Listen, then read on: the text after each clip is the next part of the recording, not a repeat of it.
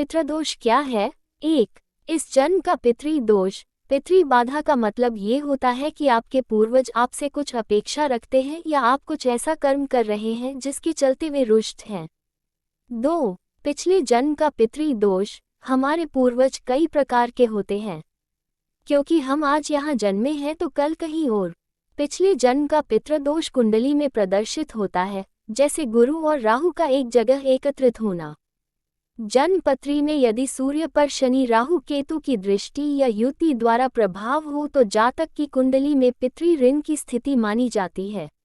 लाल किताब में कुंडली के दशम भाव में गुरु के होने को शापित माना जाता है। 7वें घर में गुरु होने पर आंशिक पितृदोष है।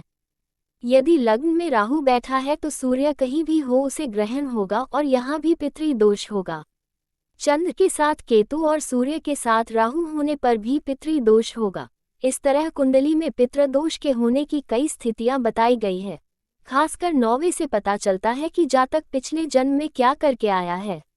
यदि 9वें घर में शुक्र, बुध या राहु है तो ये कुंडली पितृदोष की है। 3. अन्य कारण।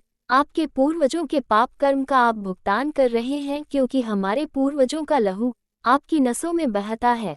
दूसरा शारीरिक है, जिसका अर्थ है कि आपके पिता या पूर्वजों में जो भी दुर्गुण या रोग रहे हैं वो आपको भी हो सकते हैं। पितृदोष का लक्षण। 1. कोई आकस्मिक दुख या धन का अभाव बना रहता है तो फिर पितृ बाधा पर विचार करना चाहिए। 2. पितृदोष के कारण हमारे सांसारिक जीवन में और आध्यात्मिक साधना में बाधाएं उत्पन्न होती हैं। 3. आपको ऐसा लगता है कि कोई अदृश्य शक्ति आपको परेशान करती है तो पितृ बाधा पर विचार करना चाहिए। 4. पितृदोष और पितृ ऋण से पीड़ित व्यक्ति अपने मातृपक्ष अर्थात माता के अतिरिक्त मामा मामी मौसा मौसी नाना नानी तथा पितृपक्ष अर्थात दादा दादी चाचा चाची ताऊ ताए आदि को कष्ट व दुख देता है और उनकी अवहेलना व तिरस्कार करता है। 5. ऐसा माना जाता है कि यदि किसी को पितृदोष है तो उसकी तरक्की रुकी रहती है, समय पर विवाह नहीं होता है, कई कार्यों में रोड़े आते रहते हैं, ग्रह कलह बढ़ जाती है, जीवन एक उत्सव की जगह संघर्ष हो जाता है, रुपया पैसा होते हुए भी शांति और सुकून नहीं मिलता है, शिक्षा में बाधा आती है, क्रोध आता रहता है, परिवार में बीमारी लगी रहती है, संतान नहीं होती है, आत्मबल में कमी रहती है आदि कई कारण या लक्षण बताए जाते हैं। पितृदोष का कारण।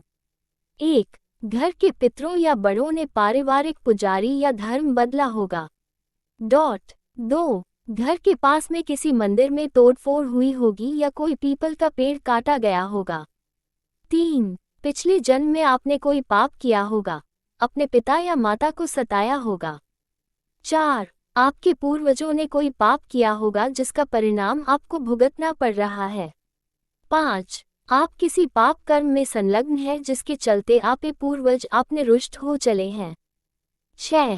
कुछ लोग हमेशा अपने माता पिता या अपनी संतानों को कोसते सताते रहते हैं। 7. आपने गाय, कुत्ते और किसी निर्दोष जानवर को सताया होगा। पितृदोष से मुक्ति के उपाय। 1. कर्पूर जलाने से देवदोष व पितृदोष का शमन होता है। प्रतिदिन सुबह और शाम घर में संध्यावंदन के समय कर्पूर जरूर जलाएं। 2. तेरस, चौदस, अमावस्या और पूर्णिमा के दिन गुड़ और घी के मिश्रण को कंडे, उपले पर चलाने से भी देव और पितृदोष दूर होते हैं। 3. प्रतिदिन हनुमान चालीसा का पाठ पढ़ना। 4. श्राद्ध पक्ष के दिनों में तर्पण आदि कर्म करना और पूर्वजों के प्रति मन में श्रद्धा रखना भी जरूरी है। 5. घर का वास्तु सुधारें और ईशान कोण को मजबूत एवं वास्तु अनुसार बनाएं। 6. अपने कर्म को सुधारें, क्रोध और शराब को छोड़कर परिवार में परस्पर प्रेम की स्थापना करें। 7. घृणा, छुआछूत, जातिवाद, प्रांतवाद इत्यादि की भावना से मुक्त होकर पिता, दादा, गुरु, स्वधर्मी और देवताओं का सम्मान करना सीखें। 9. परिवार के सभी सदस्यों से बराबर मात्रा में सिक्के इकट्ठे करके उन्हें मंदिर में दान करें। 10. देश के धर्म अनुसार कुल परंपरा का पालन करना, संतान उत्पन्न करके उसमें धार्मिक संस्कार डालना चाहिए। 11. दरअसल हमारा जीवन हमारे पुरखों का दिया है, हमारे पूर्वजों का लहू हमारी नसों में बहता है, हमें इसका कर्ज चुकाना चाहिए। इसका कर्ज चुकता है पुत्र और पुत्री के जन्म के बाद। यदि हमने अपने पिता को एक पोता और माता को एक पोती दे दिया तो आधा पितृदोष तो वही समाप्त। 12 दूसरा, हमारे माता पिता और पूर्वजों के अलावा हम पर स्वऋण, पूर्वजन्म का, बहन का ऋण, भाई का ऋण, पत्नी का ऋण, बेटी का ऋण आदि ऋण होते हैं। उक्त सभी का उपाय किया जा सकता है।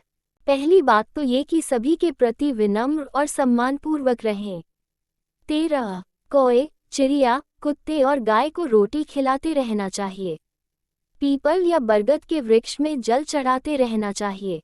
केसर का तिलक लगाते रहना चाहिए। कुल कुटुंब के सभी लोगों से बराबर मात्रा में सिक्के लेकर उसे मंदिर में दान कर देना चाहिए।